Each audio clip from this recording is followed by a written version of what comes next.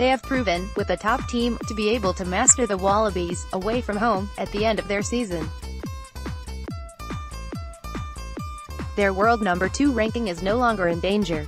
And Schmidt has been good to his word again with his selection for the decider in Sydney. Every member of his touring squad has now been picked in a match day 23. Naturally they would love a series win, but it will not spoil their season if they do not get it. The Wallabies might just need this win a bit more. With a 2-1 series win they would go bounding towards the first Bledisloe test against an all-black side that has thus far been underwhelming. And the Wallabies could get it. You get the sense that Michael Cheika has fewer tactical levers to pull than Schmidt, but what he does have at the moment is a big, physical team that will break through any little cracks in Irish willpower. Cheika's ability as a coach might not necessarily to outthink his opposite, but to urge more energy, more contact, more bite.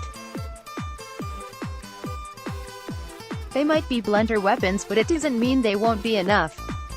It's particularly true when you look at the profile of this Wallabies side. It's massive. Loading Lacontui's inclusion at number 6 is about as subtle as a punch to the guts. There are sledgehammers all over the 23. Tui, Samu Kerevi, Marika Koroibi, Tolulatu and Taniela Tupou all have variations in the game, but their core offering is aggression, size and power. When the Irish let their guard down for the later stages of last week's game, you could see how devastating these players can be.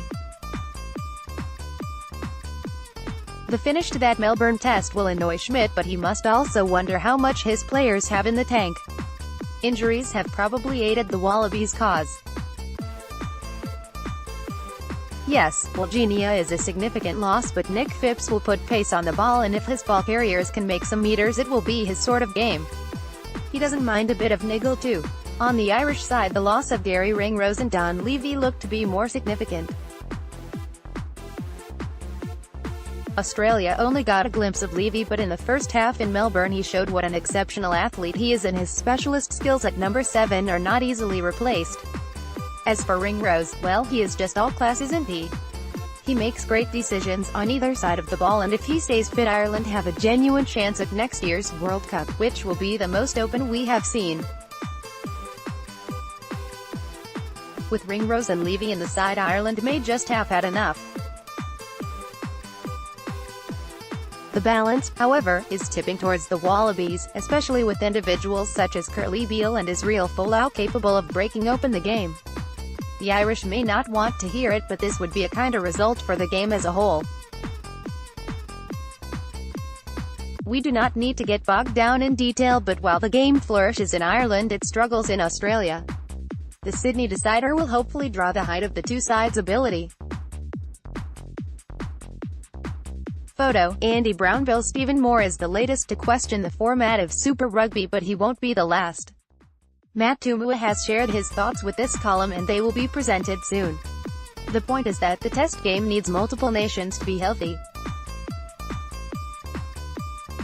If the Wallabies were to win 2-1, it would mean 3 series wins for rugby championship sides and a greater anticipation towards that tournament. Ireland would still be the world's second best team, but the Wallabies would remind everyone they aren't extinct yet.